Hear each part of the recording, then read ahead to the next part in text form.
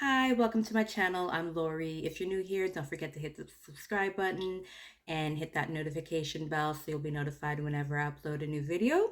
So I did this look. It was super quick, super easy. I'll list the products that I use down below in the description box. If you have any questions, just comment down below.